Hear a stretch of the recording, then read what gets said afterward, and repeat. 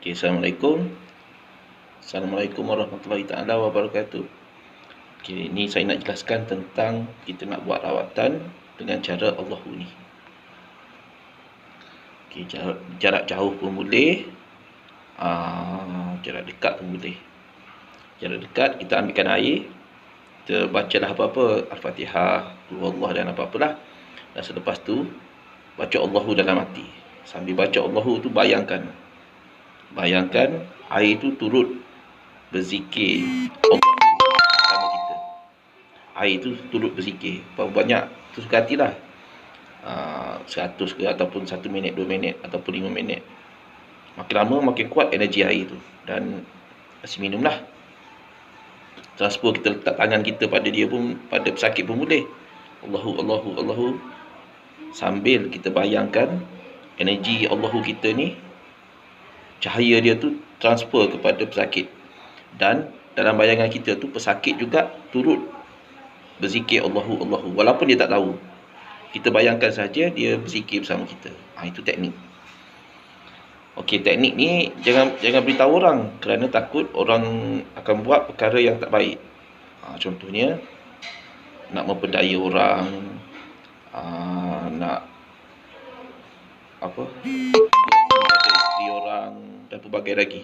Ini jangan beritahu orang, simpan untuk kita sahaja.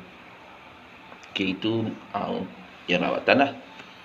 Ni ada seorang rakan kita yang PM saya tanya, kenapa GM, kenapa Master? Waktu zikir Allahu tu kadang-kadang rasa sayu, kadang-kadang rasa macam nak marah, kadang-kadang rasa itu ini macam-macam rasa waktu itu. Okey, sebenarnya itu adalah refleks ataupun tindak balas daripada zikir yang kita lakukan. Sebelum ni kita belum pernah berzikir dengan cara ni, dan kita belum pernah belajar sifat-sifat mazmumah tu melekat pada diri. Jadi setelah kita zikirkan selalu, sifat-sifat mazmumah tu nak nak tercabut daripada hati kita. Jadi nak tercabut tu sayu. Kerana selama ni dah berapa puluh tahun kita asyik pelihara dengan sayang sekali sifat mazmumah tu, dan sifat mazmumah tu sekarang nak tinggalkan diri kita.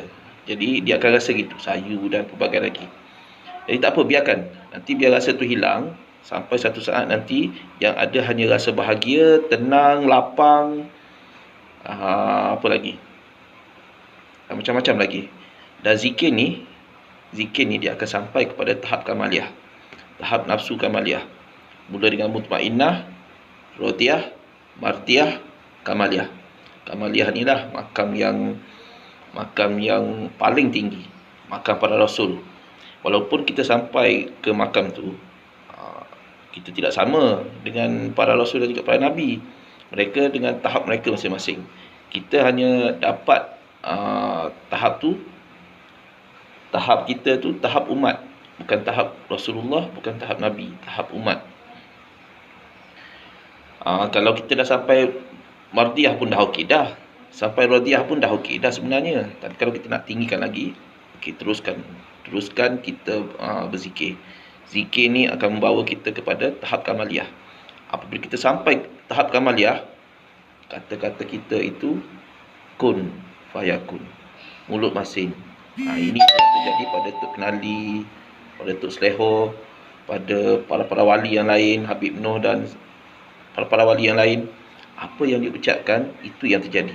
Jadi keluarkan sifat mazmumah supaya ucapan kita, perbuatan kita menjadi perbuatan yang rahmatan lil alamin, rahmat untuk sekalian alam, rahmat untuk diri sendiri, untuk keluarga, untuk kawan-kawan dan untuk seluruh alam.